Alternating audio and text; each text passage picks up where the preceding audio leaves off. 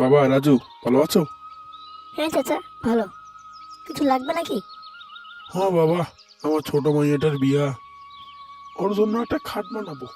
তোমার হাতের কাজ আমার মাইয়াটার খুব পছন্দ। তা কেমন কি খরচ পড়বে বাবা? দেখুন কাকা, দাম কিন্তু ডিজাইনের উপর নির্ভর করে। কাল না হয় আপনি জ্যোতিকে নিয়ে এসে ডিজাইন পছন্দ করে দামটাও জেনে নেবেন। হ্যাঁ বাবা, তুমি ঠিকই কইছো। কাল তাইলে মাইয়ারে লইয়া আসমু।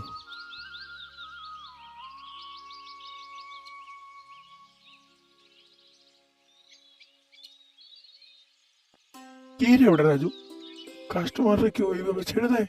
রফিক ভাই, আজগর চাচা আমার কাছে ছাড়া অন্য কারো কাছেই বানিয়ে নেয় না, বুঝেছো? তা ঠিক আছে, সেটা না কালই বোঝাতে যাবে তাহলে। রফিক ভাই, আমাদের মাসে টাকাটা দিবেন না? আমার খুব টাকার প্রয়োজন রফিক ভাই।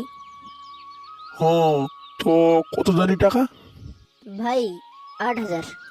আচ্ছা, 5,000 টাকা নিয়ে যা, বাকিটা পরে নিস।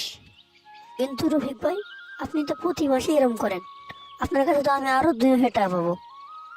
কি বলিস রে, আমি কি তোর বেতন বাকি রাখছি?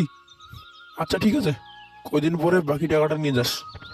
শালা মোটু, সারাদিন খালে খাওয়া আর সব কাজ আমাকে দিয়ে করাবে, আর টাকা দেওয়ার সময় জেলি শালা মোটু। গণেশ কাকা, বাড়ি যাবেন না? হ বাবা, দাঁড়া, একটু আসি।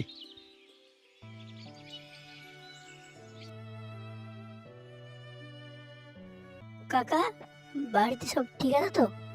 আর কি ঠিক থাকবো বাবা, মাইয়াটার বিয়ার লাগে অনেক টাকা দরকার। আমি নিচু জাতের মানুষ, এত টাকা কেমনে জোগাড় করমু? চিন্তা করবেন না কাকা, দেখবেন ধীরে ধীরে সব ঠিক হয়ে যাবে। গণেশের বাড়ি রাজুর বাড়ির কাছেই। এই গ্রামে হিন্দু মুসলিম একসঙ্গেই বসবাস করে।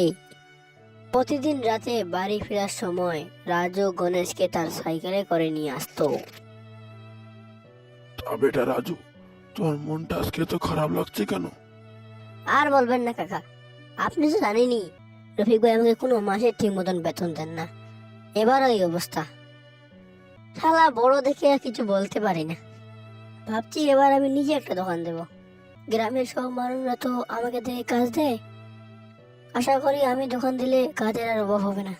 ও বাবা, তোর বুদ্ধিটা তো খুব ভালো, কিন্তু তাতে তো অনেক টাকার প্রয়োজন। হ্যাঁ বাস, এইখানে নামিয়ে দাও আমাকে। তুমি ঠিকই বলেছো কাকা, দেখি টাকার ব্যবস্থা করা যায় নাকি। হ্যাঁ বাস, এবার যাও তুমি, এসব নিয়ে পরে ভাবা যাবে।